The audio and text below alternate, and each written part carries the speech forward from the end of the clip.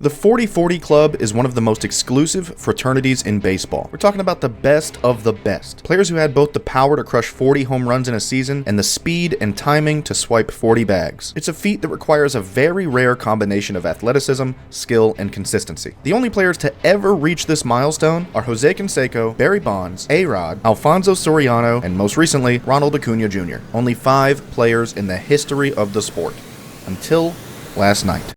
It's the bottom of the ninth. Bases loaded, 2 outs. The game is on the line and Shohei Ohtani steps to the plate. He entered this game with 39 stolen bases and 39 home runs. And earlier in the evening, he stole his 40th base. The crowd is on their feet and every single person in the stadium knows that just a base hit gives them the win, but a home run gives them history. And on the very first pitch, Ohtani did just that.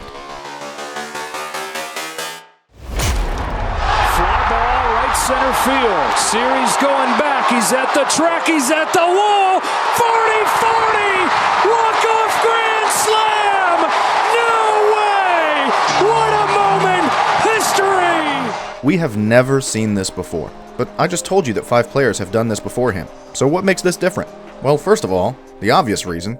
It was a freaking walk-off grand slam to enter the 40-40 Club. That is insane. As if the achievement isn't noteworthy enough, it happened in the most spectacular way possible. Even as a kid playing wiffle ball, you'd pretend like you're hitting walk-off grand slams, but you were never like, yeah, it's also to get me in the 40-40 Club.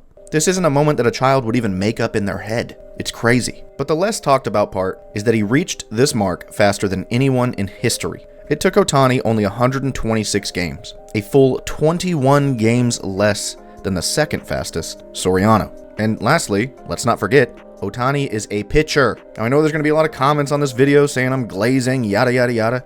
And yeah, if this is glazing, then I'm glazing. He was an all-star starting pitcher, and he was in legitimate contention for the Cy Young. And then he got hurt, we knew he couldn't pitch all year, and he still signed a $700 million contract in the offseason, and people thought that was crazy, that he wasn't worth that much money without being able to pitch. And in his first year that he could focus exclusively on hitting, he just went and gave us one of the greatest offensive seasons in the history of baseball. And there are still enough games for him to create the 50-50 Club if he gets hot. I don't know what else to say. So here's a side note. The other day I was making a YouTube short where I ranked every MLB team by subscriber count, and I realized that I have more subscribers than 15 MLB teams. The first team that has more subs than me is the Mariners, so if you like this content, do us both a favor and hit subscribe so I can have more subs than 16 MLB teams. Thanks. So what does this moment mean for Shohei Ohtani? What does it mean for baseball? For Ohtani, it's just another chapter in a career that is already destined for the Hall of Fame. It's another highlight in a season that could very well end with him holding his 3rd MVP trophy, this time without throwing a single pitch. But more than that, it just further cements his legacy as one of the most unique players to ever step foot on a baseball field. And for baseball, this moment is a reminder of why we love the game.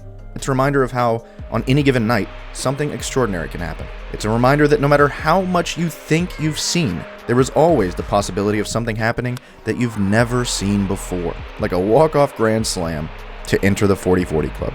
Shohei Ohtani is now the 6th member of that club, and he may have just given us one of the greatest moments in the history of baseball. If you enjoyed this video, then watch this video next, where I explain how MLB The Show lies to you about how fast their pitches are. Thanks for watching.